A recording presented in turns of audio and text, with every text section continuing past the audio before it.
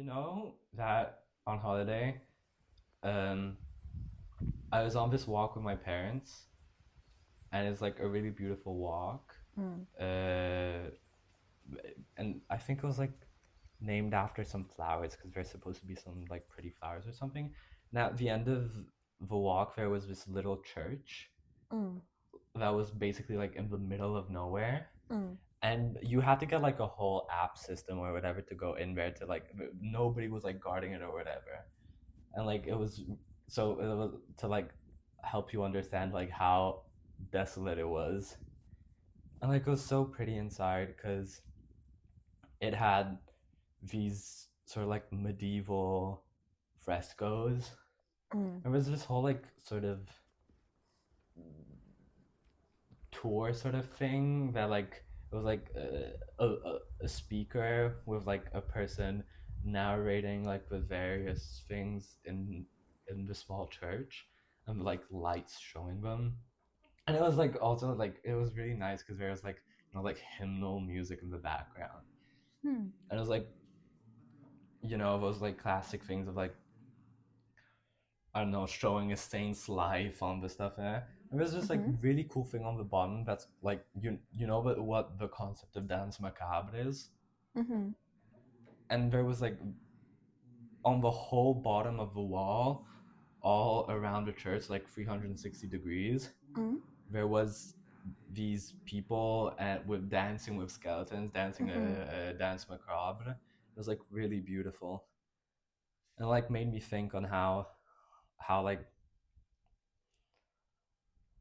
it's it's crazy how there's so many like beautiful churches and places that were all like just completely made in faith for God, like for this divine being that we don't even know if he or Exists. she exists. Yeah, and like End of the day, with this is just people fighting over who has the best imaginary friend. But religion, it's undeniable that it has made great contributions to the world. yeah, Without religion, the world would be completely different. it's like a huge driving force. It like It has is. so It much caused so much art. influence, It's but also like so much war, so much yeah. Of like course, there's also the bad stuff. it's incredible how this thing that we literally have zero basis off Mm-hmm. of like if it exists or not can be such a big influencing principle for things. Yeah. Also, that's because of people were raised. They were forced to believe in that. Especially in the past, families were grown where their mothers believed in that, and then their daughters, sons believed in that, and then their children were made to believe in that. So it becomes a bit hard to detach yourself from the belief. Have you ever like because this kind of like from this seeing this church and this whole reflection and Mm-hmm. it made me think where does religion come from? Like, be it that I don't know, you believe in God or Allah or in the various multiple gods that you believe in. Like, it's been a thing that's always been there in history, and like, Mm. how can and this sort of like thought that can be so complex and people give it so much importance. Like, where does this come from? I feel a lot of ancient civilizations used like the divine to explain things, phenomenons, like natural phenomenons that they weren't able to explain, of course. For example, the Aboriginal Australians have their own story of creation, and they used the divine in order to explain and give purpose to people's like current lives. And yeah, though it is sad that like so something like not concrete could be such a big force for oppression, for death, for wars, for Yeah. famine, Also, because for like the weird thing about it is that like being that there is this, it's almost completely based on faith. Like Mm. there's no way to know if it's real. Like you, in an extreme way, you could almost say that like all of religion is just crazy made up stuff, you know? Like it's like none of it Yes, is really real.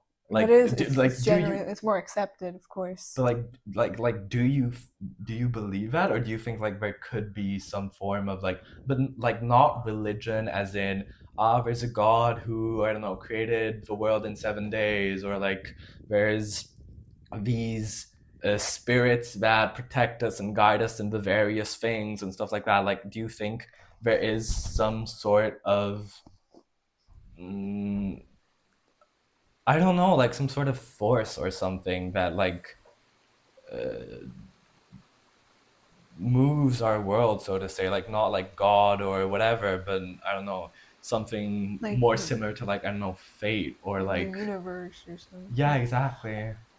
I don't. Or do you think it's like just a bunch of coincidences or something? I think it really is. It depends on the person. Me personally, I don't believe things just happen and we choose to interpret them in that way. For example, I don't know. I have an example, but depending on who you are, you're inclined to believe that certain actions mean different things. Like, for example, if you meet a certain person you think is perfect for you, match really well together, think, oh, this must be fate. You know, we're soulmates. We're made for each Yeah, other. This must be destiny.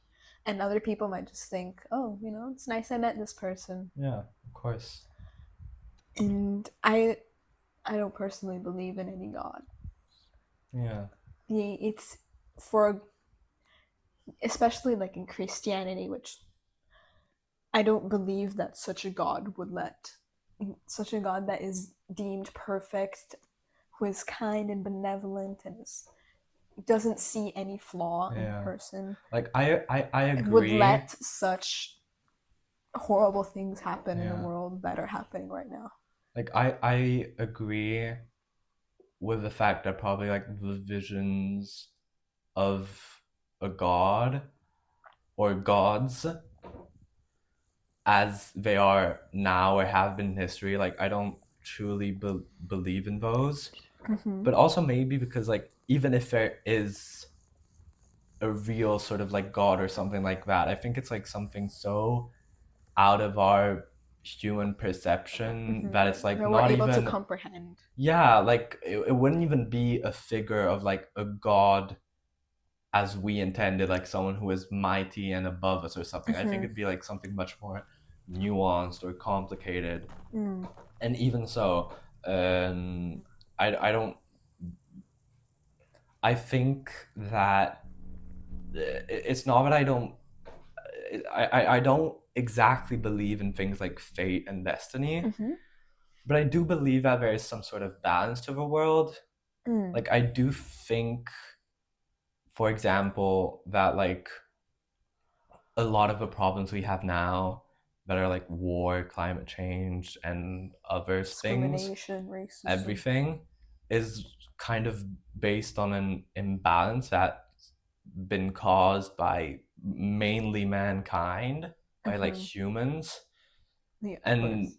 and and I really do believe there is this balance because like if you go in the middle of nature, Mm. like when I went on this trip, I was literally in the middle of nowhere. Like I didn't go to like one of those small mountain cities that have like tourists and stuff. It was literally in the middle of nowhere. Mm-hmm.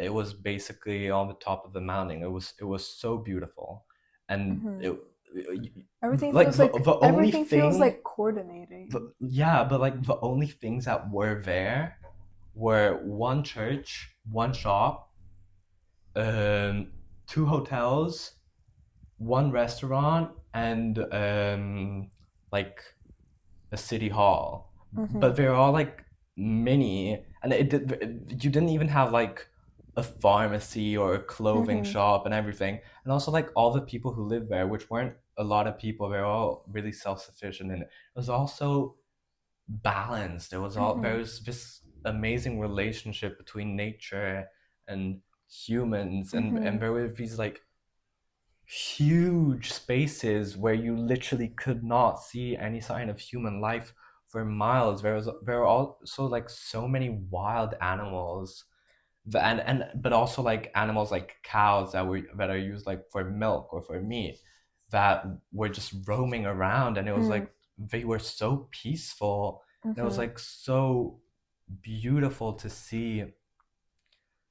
Like it almost did feel like a force, like something you could compare to a Mm. god or something religious, because it was so all encompassing and perfect that it's and Harmonious. harmonious. Yeah, I think at the end of the day, religion, you don't have to, it really is just faith. It's something that you can believe in no matter what, whether that be a god, which is what our usual idea of religion, but really is, if you, it could be a person. A lot of people like devote themselves to, I don't know, like gurus, for example. They, yeah. like cult leaders also, which is a bit more negative, but but they really do dedicate themselves to a single thing. And of course, there are also people who dedicate themselves to nature. And as you said before, it really is, when you go into like some place that is not disturbed by humans, it really is just like one big, almost like it's one being, if you will, Yeah, that like operates in harmony. because like in the end we all kind of We come come from we come nature. from there, and Like like, if you actually think about it to a uh, yeah, chemical level, or biological. like to a scientific level, we We're are all animals. made from the same stuff. Like we Mm-hmm. have the same uh, atoms. Like we share atoms with other animals and even like trees and other biological Humans material. are still at the end of the day animals. Exactly. We're still mammals, and I that's something that I agree with. I feel like we as humans, at the point we are now, have alienated ourselves too much from nature. Yeah, or at least deemed ourselves superior, because we are not. Mm-hmm. We are a part of it. We're not. Nature isn't this other Separate thing, this thing, you know. separate thing. And even like when we're in a whole, like a wholly man-made constructed place in a city, it's Mm-hmm. still to some extent nature. Like it was all initially material, natural materials that were formed in nature. Like there's Not no. necessarily. Synthetic materials exist. Well, yeah, but like they still have some. Oh, I guess. I It's mean, like we didn't create the atoms for them. We didn't create I can't confirm that. the initial things. I think at least. But like, Not a scientist. um, Yeah. it really is not separate from us. We are Mm-hmm. inevitably tied to nature, and that might be, in my opinion, not literally, but somehow kind of like the real religion, so to say. Like Mm-hmm. it is the real And a lot of people thing that also do like, explains the world. a lot of people also do worship Mother Nature, but it's Yeah, less, very little. And one thing I do like about it is that it's not oppressed. The people who do are not rude, or usually aren't rude and are yeah, like discriminatory in any way, as you will find in other religions. They are really just, they recognize where we come from, how to treat everything with kindness, yeah, because they remember that we are all part of nature. An animal that I find, I guess, species of animals that I find really interesting are monkeys. I feel like throughout history they've been very negatively portrayed, yeah, despite the fact that they are incredibly intelligent. As we know, like they are our closest yeah. ancestors, and we share like 99% of the DNA of our DNA with them. But like And we come from we monkeys, come from monkeys. and like Without them, now when you call someone a it's monkey, derogatory, yeah, like racist also. you're most of the time it means you're basically just calling them stupid, or like Mm-hmm. empty-headed or something like Yeah, that, crazy also. or crazy. Yeah, Cuckoo bananas. cuckoo bananas. And it's really crazy because we are incredibly similar to them. The only thing that really separates us are looks. We share a lot of the same characteristics with them. They have their own method of communication. Yeah. They form intricate relationships with the other members of their packs. And they can also, there have been cases where they learn how to communicate with humans also. They can, Yeah. some can even understand human speech to a certain degree. And Yeah, and that's like also true with a lot of other animals.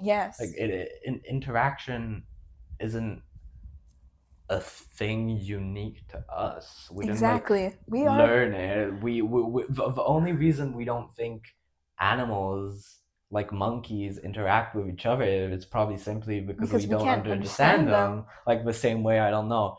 I don't understand a person who is talking in like two people who are talking in a language I don't know. Mm-hmm. Uh, the only reason I distinguish them from monkeys is because they look Similar. human, They because they look look similar similar, to us. and that's the only reason people probably consider humans superior, and that like a different language is still a human form of communication because we're the same species kind of, but Mm-hmm. like still Yeah. it's the difference is kind of the same, and it's also incredible how there's some species that really do communicate Yeah. with in a way that is even more advanced Advanced. than Yeah. ours, and we consider them more Less like intelligent. less intelligent, It's exactly, inferior. inferior. And some animals are really, really fascinating. So they use, like, for example, bats use echolocation. I don't see how they are inferior to us Yeah, because but also we like can't do that. we believe to like perceive the world in a higher way or something. Mm-hmm. But like for example, I think it's turtles can see like so many more colors than we can, and that means perceiving the world in such a larger way, and like seeing things that we cannot see Mm-hmm. in in such a different way that is just, I mean, And and, that's why and we think they're lower than us. also a lot of sea creatures are so fascinating. They've adapted to conditions that almost no life should be able to survive in, and yet they Yeah, still survive somehow, and we deem them as inferior, as like mindless beings, but also which just they're not. just pets. Exactly, and I mean, the I'm all for having a pet. absolutely, I couldn't uh, live without my cat now, but like I do not deem her to be underneath me. any less I worthy of y- love and yeah, respect. like I now that she's in my life, I basically consider her like Part of the. another family member, like Mm-hmm, not a pet, because that's what pets should be. They're not, mm-hmm. they are They're intelligent companions. species that are as intelligent as we are, simply in another way. Mm-hmm. And the one thing that like is a scenario I always think of is if like some kind of superior alien life invaded Earth and they like captured humans and kept them as pets and kept humans as pets, and it really just be a huge change of perspective. Yeah, but also because Like like we deem we'd probably, ourselves yeah, we'd as probably say like how super smart. dare they or something like that, Exactly. but it's literally we're just following our logic. We're Exactly. just following the logic we've had with animals. Exactly. Animals, the entire planet, honestly. Animals, Yeah, plants. but also like there's even some like a ravens.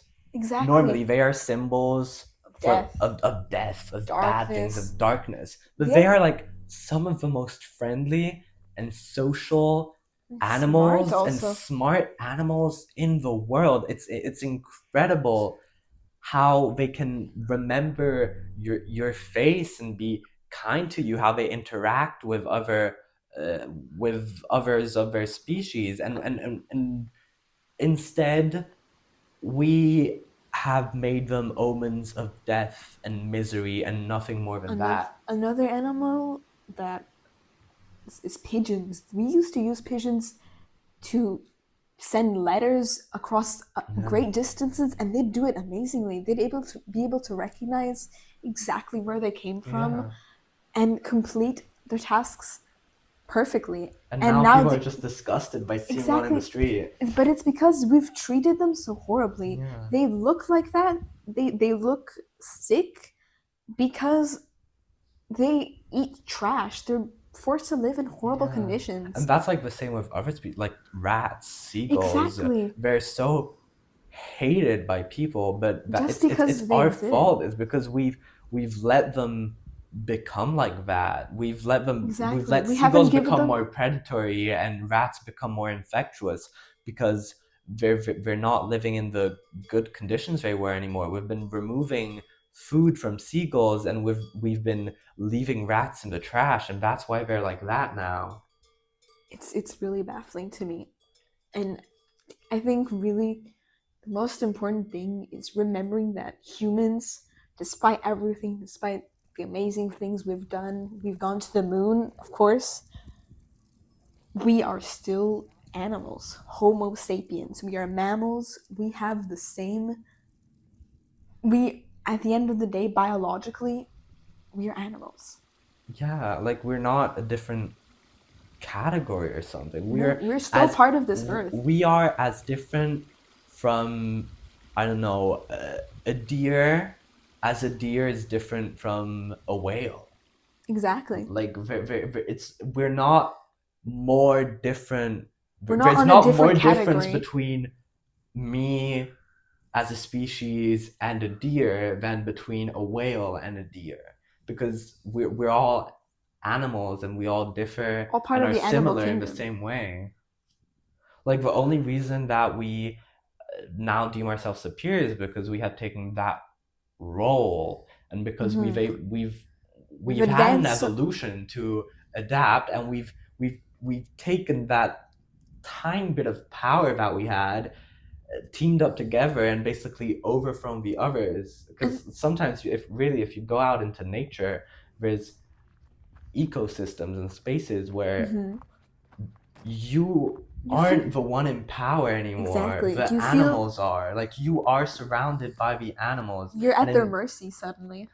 yeah, exactly. Like it's almost like in, I don't know, in football or whatever, which I don't follow, but like even if you look, I don't know, a high school movie where there's Mm-hmm. like the big football match, and there's like one that is like in home base and that's where you are, and the other team is one that's kind of like surrounded because Okay. they're in your environment. But in the same way, if then the, I don't know, the protagonist school's team in the film goes to the other school, they go into their Like. environment and they become the ones who are surrounded. And in a sort of similar way, Mm-hmm.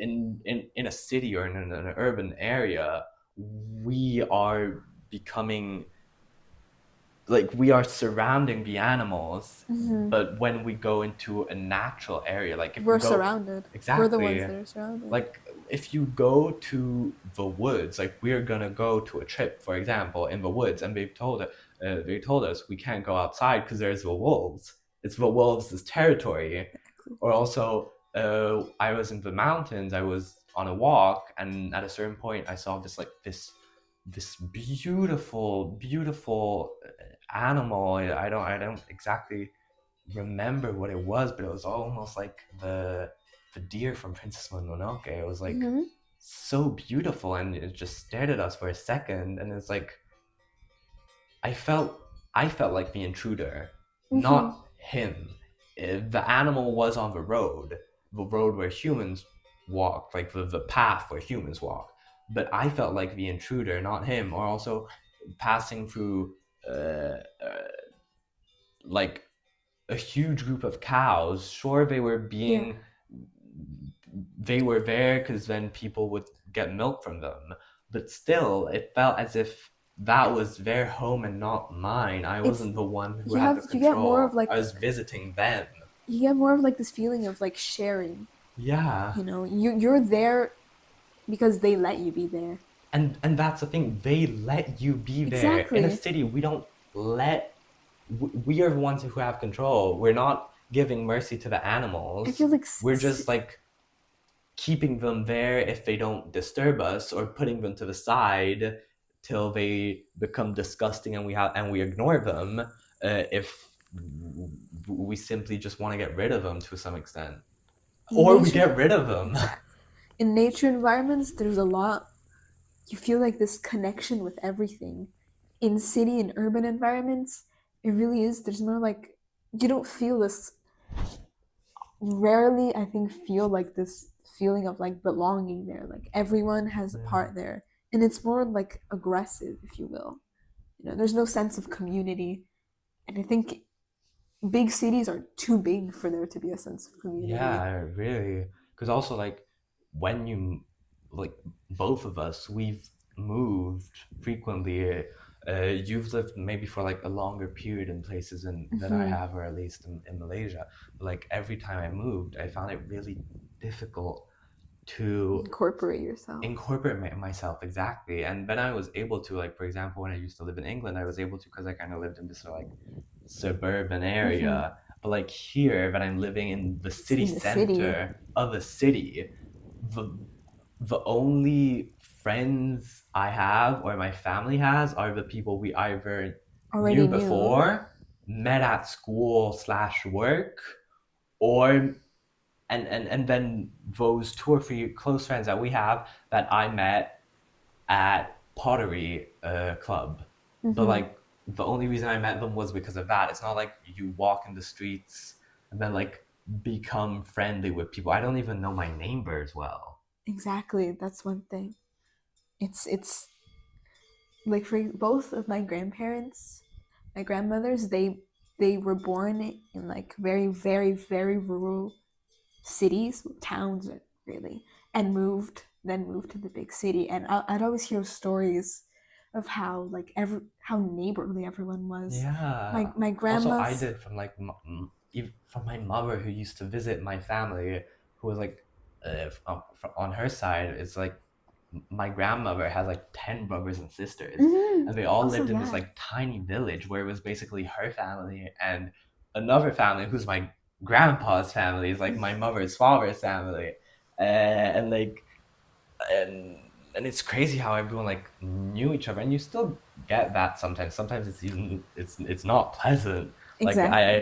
my father, he comes from uh, a city that's more like a village than a city, and it's not pleasant because everyone knows each other and it's kind Yeah, of there's downsides of it, but overwhelming. at the same time, It it feels feels real. closer. Sometimes it feels closer to that animalistic state Yeah. that we should be.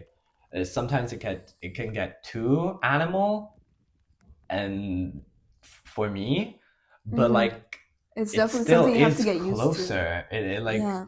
uh, You feel less alone, even if So, because there's people to back you up, yeah, and especially like saying like my grandma told stories of her mother, and she would, if someone came knocking at her door asking for food, she would always give them a yeah, plate of food exactly. despite who they were, Because and like she'd always leave the door of her house open. I when you remember that. live in a smaller area, you're probably more connected to nature, and at that Also to point, people. exactly, because like being more connected to nature, you're almost more connected to the universe, to the world, to the Yeah, everythingness I of feel it like all, and so you feel more more fulfilled. fulfilled and free to be like safe. Like when I was in uh, on holiday in nature, I wasn't as alert as I Yeah. would be in the Another city. I there's like like once we even went down when arriving to the hotel, which was in the middle of nowhere. We went down the wrong road, and there was this like random old lady who helped us get there because we were lost, and she's like really like an old lady, like ones that in the city wouldn't even talk to you or like mm-hmm, know what's going on, and she mm-hmm, like helped us, and she was like so connected to the area around her. There was like a rooster just walking next to her, and a dog and stuff. It was also, and it felt so beautiful, and it felt so uh, I felt real. it felt so real. I felt so in touch with like Everything with everything life. with life. I feel Yeah. like I feel like in the city, you really do lack the feeling of like being alive. You know, you're living every day to day, just kind of going with the flow, like Or at giving what least life gives at you. But like in nature, I feel like it gives you more chances to have like that feeling of fulfillment, you know, in your yeah. chest, and you feel like this is what living is about. This is what we're Yeah. supposed to be doing. Because like in the cities are almost kind of built to make you feel like Exactly. that. Like there's this quote, I don't remember it exactly, from Van Gogh, which I just adore. I have it on a tote bag I got out of a MoMA, and it's something like, if you can see beauty in nature, you can see beauty everywhere, Exactly. because everything Is is nature. nature. Nature is the driving force of Everything. everything.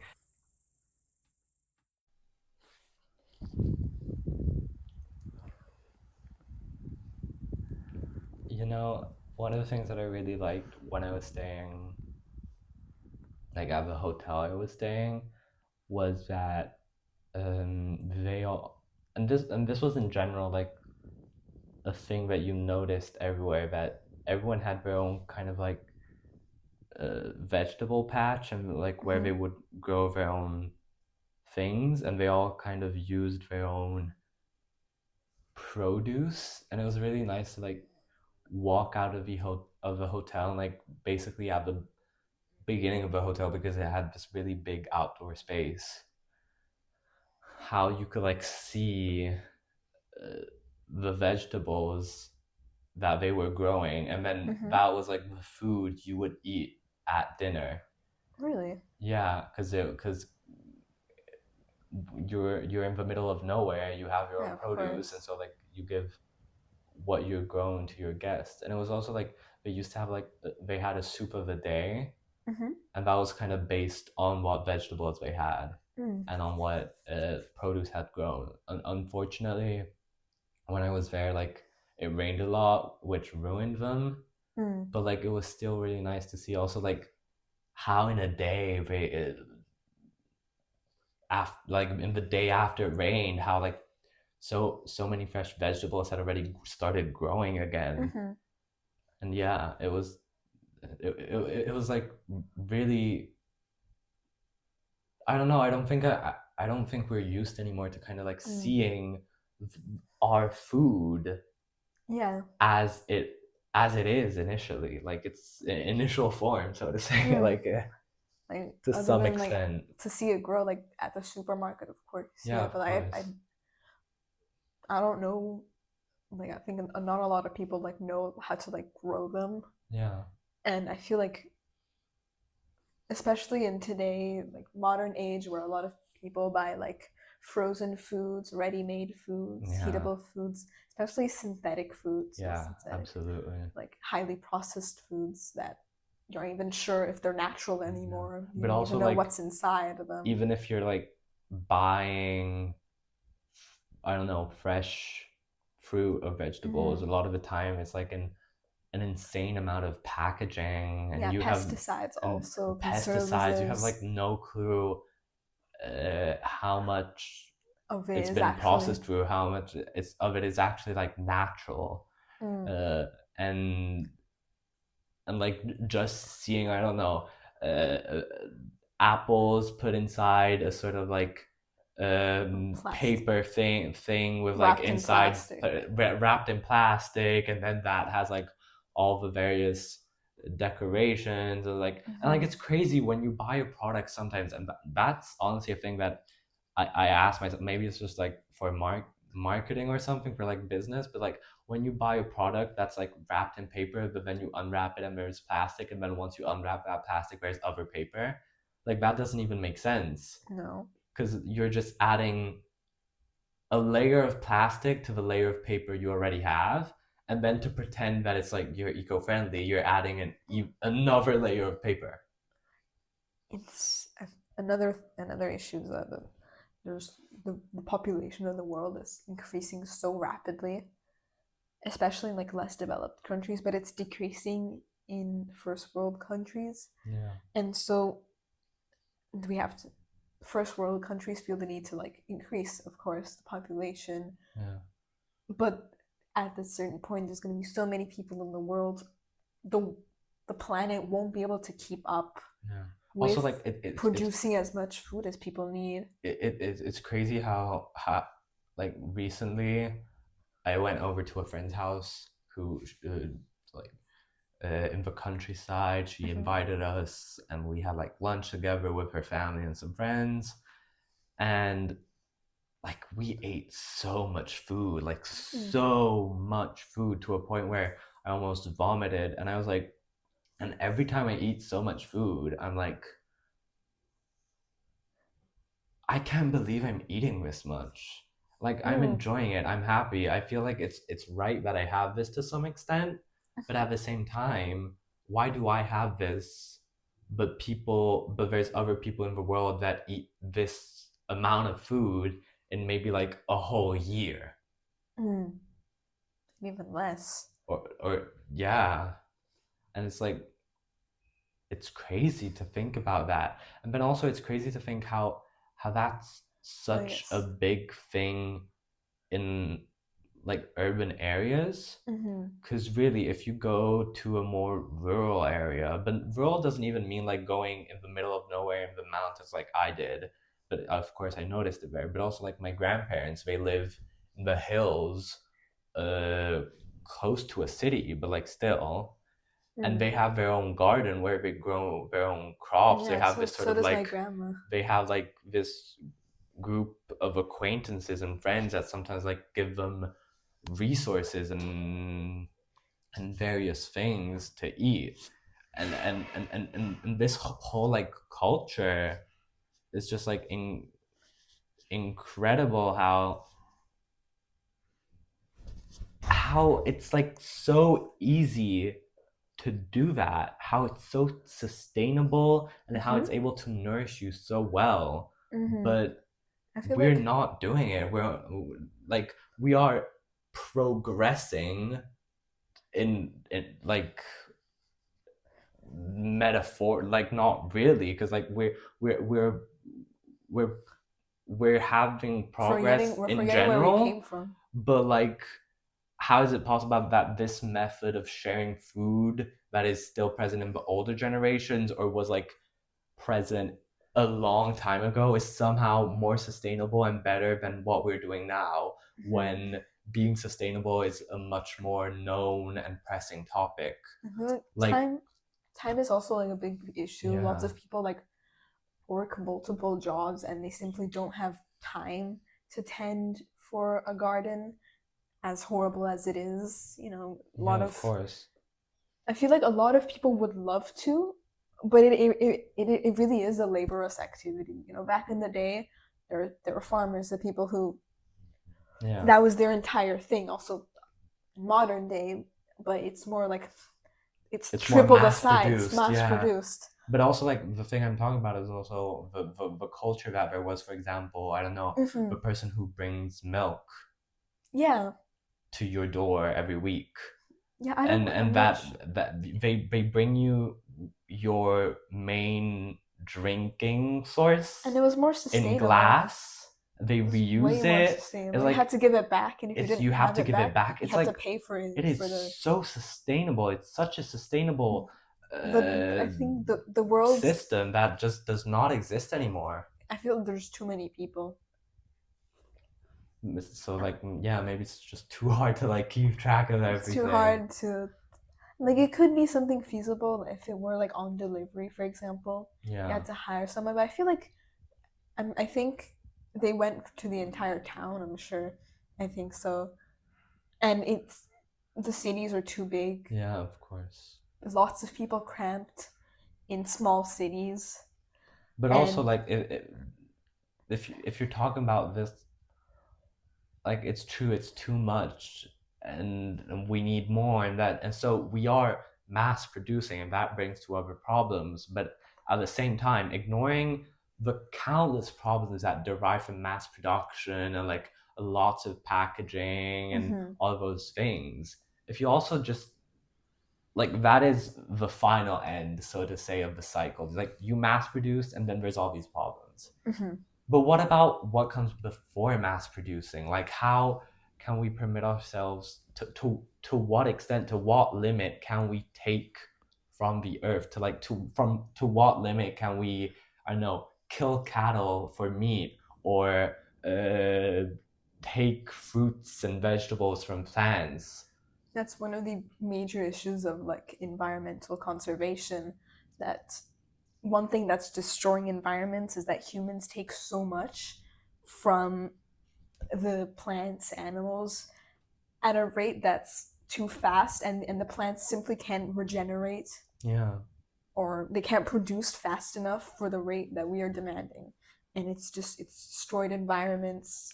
Yeah, and plus also like the thing when you might say, I don't know, uh, but like there's huge plants with a lot of, like with there's huge areas with like the same plant being planted over and over again. We're not like taking or something, but like that still comes from nature, and Mm. you have harvested them in a form that I don't think they'd be able to survive that well in It's nature. incredibly artificial. Yeah, it's like so artificial One that they thing, would not be, you are kind of like supporting them and shaping them so but it's much not that it's not real, natural it's not anymore. natural, One so thing they that's can't always be shocked me natural. One thing that's always shocked me whenever I go into like the woods is and I see like a strawberry plant, I always see the strawberries are so tiny. But at the Yeah. supermarket they're huge, and it's just so artificial.